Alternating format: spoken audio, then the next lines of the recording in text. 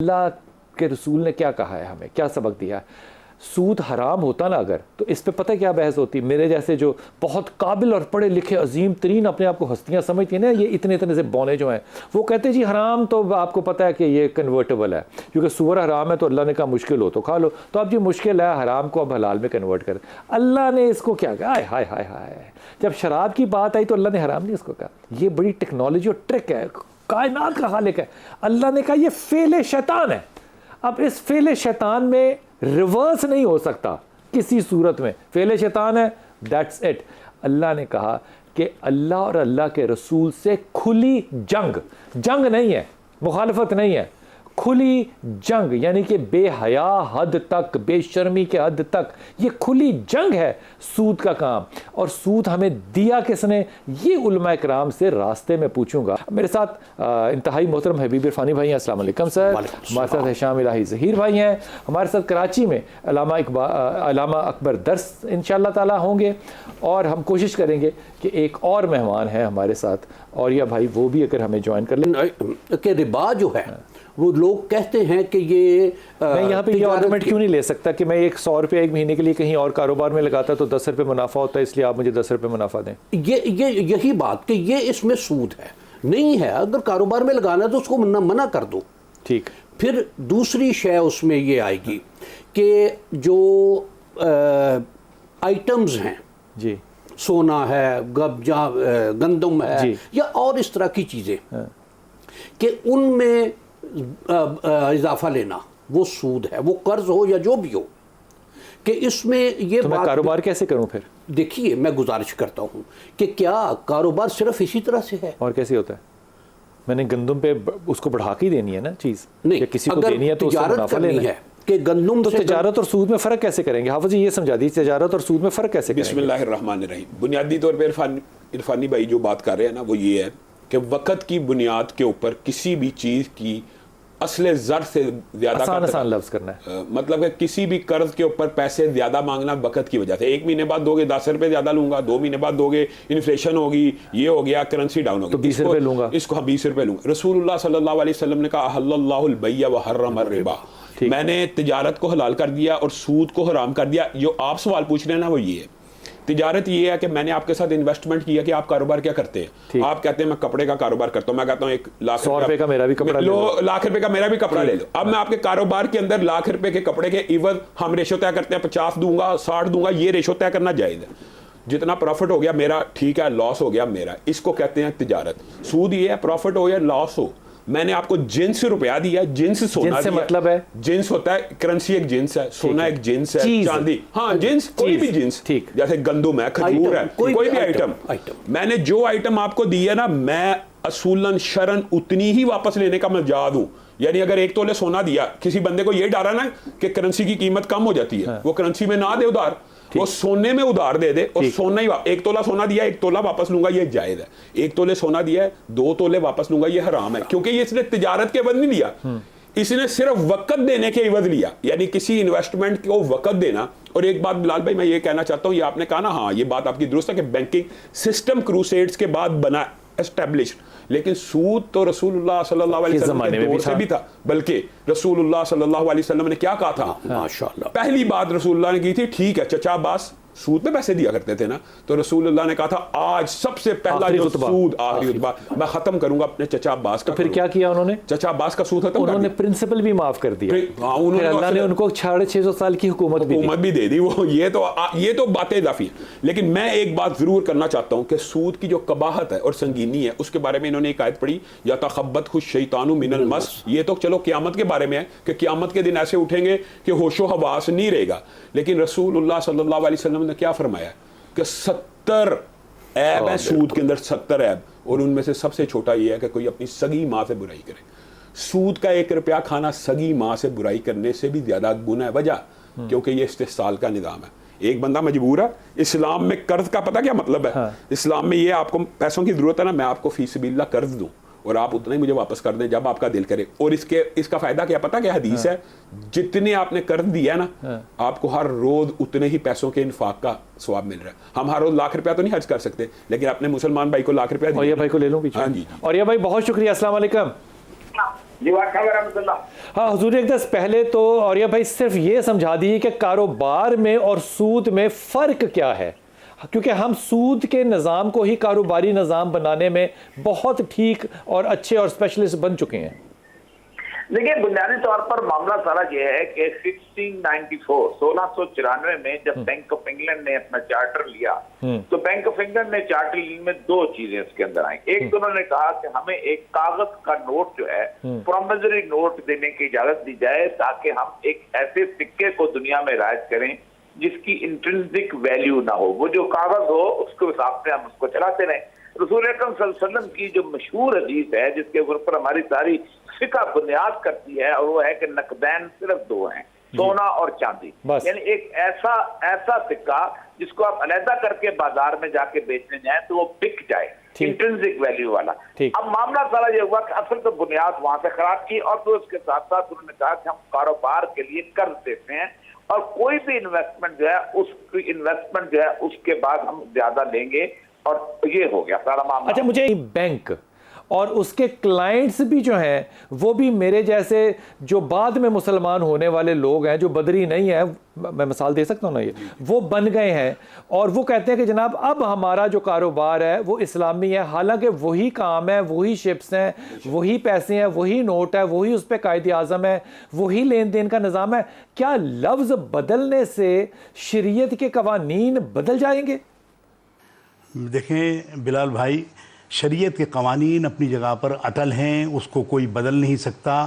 اور حجۃ الوداع میں حضور نبی اکرم صلی اللہ تعالیٰ علیہ وآلہ وسلم نے حضرت عباس ابن عبد المطلب کا جو سود پر روپیہ تھا، آپ نے فرمایا کہ میں اس سب کو جو ہے وہ اس وقت ختم کر رہا ہوں، اور سب سے پہلے اپنے خاندان کے فرد عباس ابن عبد المطلب کا جو ہے سود پر جو روپیہ ہے وہ میں اس کو ان کو حکم دیتا ہوں کہ وہ اس سارے سود کو ختم کر دیں اور اصل رقم پر اپنی آ جائیں. اب سود کا نظام جو ہے، سود خوار جو ہوتا ہے وہ اصل میں حرص، طمع، بخل اور ظلم، ان سب کا مجموعہ ہے. ہم نے جو سوال اٹھایا ہے کہ اسلامی شریعت کورٹ میں 19 سال مقدمہ لڑا، آپ ہمارے لیے شرم کی بات نہیں ہے؟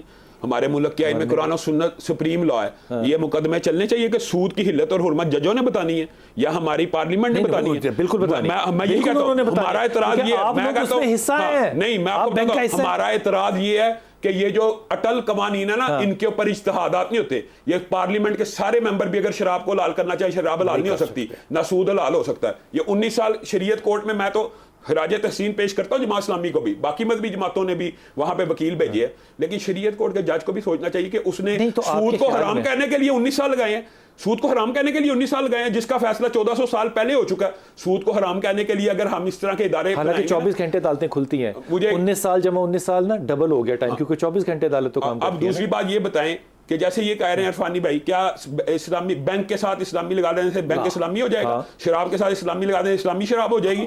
میں اس کے بھی آپ کو مقدمے پیش کر سکتا ہوں. میں آپ کو ایک بات بتاتا ہوں، بنیادی طور پہ یہ جو ایک نقطہ ہے نا، یہ بھی سمجھنے کی ضرورت ہے. لوگ یہ سمجھتے ہیں کہ بینک واقعی اسلامی انویسٹمنٹ کرتے ہیں. یہ جو انہوں نے ایک نقطہ اٹھایا نا، یہ اگر سمجھ آ جائے، اس کو کہتے ہیں غرر.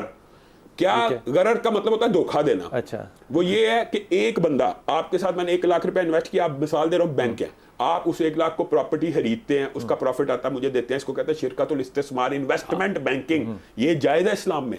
لیکن اگر آپ 1 لاکھ اور کوئی آتا ہے اس کو سود میں ڈال لیتے ہیں، یہ سارا حرام ہے، غرر ہے. یعنی کہ ایک قطرے نے زمزم کو بھی خراب کر دیا. یہ بات سمجھ میں آ گئی. اور دوسری بات یہ ہے کہ غرر کا مطلب یہ ہوتا ہے اگر کسی بندے کو یہ پتا نہیں نا، میں نے 1 کروڑ روپیہ ڈالا کہ میرا 1 کروڑ میرا جو میں نے دیا ہے وہ کس جگہ لگا ہے، تو یہ بھی غرر ہوتا ہے. رسول اللہ صلی اللہ علیہ وسلم نے جب لوگوں سے پیسے لیے ہیں تجارت کے لیے، تو رسول اللہ صلی اللہ علیہ وسلم ڈیفائن کرتے تھے کہ اس سے آپ کی یمنی چادریں آنی ہے، اس سے آپ کی شامی چادریں آنی ہے. ڈیفائن اگر کاروبار نہ ہو، ڈیفائن کرو. پر میں پاپنا کا چیئرمین ہوں اور میں نے ایک ڈیم بنانا ہے، دیا میر بھاشا ڈیم. اس دیا میر بھاشا ڈیم کے لیے میں ایک کمپنی بناؤں گا جس کو کہتے ہیں اسپیشل پرپز ویکل. وہ کمپنی میں 5 میرے بندے ہوں گے، 5 کسی اور کے ڈائریکٹرز ہوں گے، ٹھیک ہے، 3 بلکہ 4 اور ہوں گے، زیادہ میں ہوں گے. اس کے مطابق ہم ایک اسیسمنٹ کرائیں گے کہ 10 ارب روپے میں یہ بن جائے گی. اب 10 ارب روپے کے لیے ہم बैंक के पास जाएंगे या किसी और इस्लामिक बैंक के पास जाएंगे कि इसके पैसे निकालो, वो स्कूक जारी करेगा, इस्लामी स्कूक जारी करेगा। वो स्कूक जो है वो होगा ये कि वो मुझे 10 अरब रुपया मिल जाएगा कंपनी को। अब कंपनी का ये मलकियत बनाई जाएगी आर्टिफिशियल तौर पे, और चूंकि इस्तेमाल करने वाला चेयरमैन वाक़ा होगा तो वो उसको हर रोज उस डैम का किराया अदा करेगा, यानी वो सूद नहीं होगा, वो किराया होगा। आपने नाम ही बदला है ना इसमें, और ये भाई और कुछ नहीं किया। इसमें ये देखिए, ये एक बै में 2 बै है, ये हराम है। बकरी और या भाई को एक बात मैं बताता हूँ, और या भाई जो पैसों का किराया ना, पैसों का किराया वो शरीयत में वैसे ही हराम है, पैसों के किराए को भी सूद कहते हैं, तो ये पैसों का किराया कैसे। और दूसरी बात ये है और या भाई कि जो हदीस है रसूलुल्लाह सल्लल्लाहु अलैहि वसल्लम ने फरमाया कि बैक वक्त 2 बै नहीं हो सकती, या होगी बेचने की बै या होगी किराए की बै, एक ही बै में 2 बै भी हराम है। बड़ी सही बात की हुजूर। एक जुमला कह दो, पहले मेरा जुमला सुनिए। मैं एक बात नहीं कह पा रहा था ना, वो मेरी जब हिम्मत मिल गई और ये बात के बाद वो उस शख्स ने, मुफ्ती साहब जब बैठ रहे थे कुर्सी पे वापस उनकी इस बात पे कि मैं बेहतर जानता हूं, उन्होंने कहा कि मैंने अपने क्लाइंट को टारगेट किया है, अब पगड़ियों वाले और दाढ़ियों वालों को मैं माफी के साथ कह रहा हूं, मैंने अपना क्लाइंट बनाना है। और उसकी बात कितनी सच निकली, 15 साल में क्लाइंट शिफ्ट हो गया और क्लाइंट उसका बढ़ गया। इससे बड़ी बुनियादी तौर पे एक मिनट बात यह है कि औरिया भाई बात कर रहे हैं ना, ये एक शरई असूल है कि जब तक आप हराम को हराम समझ के नहीं ना करेंगे, आपको अल्लाह तौबा की तौफीक भी नहीं देगा।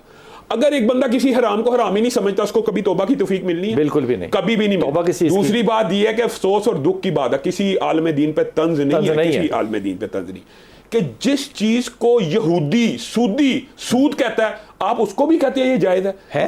यहूदी कहता है कि 1 लाख के ऊपर अगर आप 1,10,000 रुपया मांगते हैं ये सूद है, तो हमारे उलमा अगर इसमें हिला शरिया करके कहेंगे इन्फ्लेशन की वजह से, इस वजह से तकसीद के अंदर, किस्तों के अंदर कीमत को बढ़ाया जा सकता है, तो फिर इसका मतलब ये है कि जो माहिर जितने भी मईशत के जितने माहिरीन हैं, उनके नजदीक 1 लाख के बदले 1,10,000 लेना हराम है, सूद है।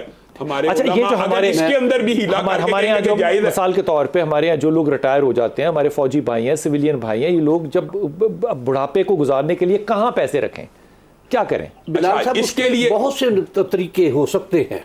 मैं इससे पहले औरिया साहब से गुजारिश करनी चाहूँगा कि औरिया साहब ने बात इरशाद फरमाई कि पैसे बैंक से सूद ना लिया जाए, तो क्या ये बैंक के लिए ज्यादा बेनिफिट नहीं है कि उनका जी औरिया भाई, मुझसे 2 सवाल हुए थे जी। एक जगह 2, मुझे किसी ने कहा कि जी मैं बैंक में जमा कराता हूँ तो बैंक पैसे मेरा सूद है वो खाते। मैंने कहा मुझे ये बताओ, घर से कूड़ा करकट निकाल दो, कभी सोचा है कौन लेके जाएगा?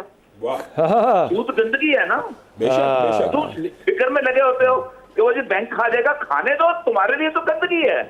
अच्छा, मसाल और यह आपने बढ़िया किस्म की दी कि कूड़ा भी तो कोई बेचेगा ना, तो कूड़ा के पीछे तो नहीं जाते। बात जो है, मैं एक जगह बैंक में एक जगह मौजूद था, मुझे किसी ने कहा कि बेवा है, फला है, वो बैंक में पैसे रखती है, उसको सूद आता है, वो आराम से जिंदगी गुजार रही है। मैंने कहा वो तो मजबूरन गुजार रही है, लेकिन अल्लाह उस मोहल्ले से जरूर पूछेगा जहाँ एक बेवा औरत जो है खंजीर खाती रही है और महल्ला छुप रहा है। यार और यार ना कि ये तो इस्लाम में तिजारत है, इस्लाम में इत्माद है। ये बैंकों ने थोड़े से सूद के पीछे मुआशरे की मईशत का जनाजा भी निकाला है। आपके ख्याल में ईमानदार ताजर मुआशरे में मौजूद नहीं है? बिल्कुल है। हाँ, उनके साथ आप इन्वेस्टमेंट करें, आपको बैंक से अच्छा प्रॉफिट देंगे, मईशत तरक्की करेगी। आप कह रहे हैं वो क्या करे? रिटायर्ड बंदा अगर किसी ईमानदार को देगा, ईमानदार ताजर जो होता है वो उसका दर्जा कल क़यामत के दिन अंबिया के साथ है, वो होते नहीं है मुआशरे में। अगर मईशत आपने चलानी है, अगर मईशत चलानी है इस्लामी, तो वो तब भी दुरुस्त होगी कि अगर मुल्क से अब तो हुक्म आ गया ना, अब तो उलमा का हिला खत्म हो गया, अब तो शरीयत नहीं इंशाल्लाह नया हिला निकलेगा इंशाल्लाह। मैं गुजारिश करूं, माशाल्लाह बहुत खूबसूरत बात, बैंक ही ऐसे काम कर सकते हैं, बैंक भी कर सकते हैं, इंडस्ट्री लगा लें, कोई फैक्ट्रियां लगा लें, और लेकिन वो बेईमानी से बात नहीं आएगी। पैसे से पैसा कमाना होता है ना, पैसे से पैसा कमाना। खूबसूरत बात दर्स भाई, औरिया भाई, हबीब इरफानी साहब, हाफिज जी इंतहाई ममनून। मैं सिर्फ दिल में ना अभी पिछले सारे वक्त में मैंने एक ही बात सोची है कि हम क्रिटिसाइज़ करते हैं। हाफिज जी आपकी इजाज़त से बात कर रहा हूँ, ये इजाज़त है जी। हम क्रिटिसाइज़ करते हैं आपको, इंशाल्लाह आइंदा भी करेंगे जितनी अपने हद्दुल इम्कान कोशिश और हैसियत हो सकी। लेकिन अगर आप उलमा को एक प्लेटफॉर्म दें कि वो सही बात कह सके और तबलीग कर सके, تو آپ ایمانداری سے کہیے کہ آج کی ان کی گفتگو سن کے آپ کو حوصلہ نہیں ہوا کہ پاکستان ایک دن جو ہے وہ سود سے ضرور باہر نکل سکتا ہے. ہمارے ہاں ایسا انٹلیکٹ بھی ہے, ایسے مذہبی لوگ بھی ہیں, لیکن چند لوگوں کے ہاتھوں اپنے آپ کو یکمال بنانا, یہ میری چوائس ہے.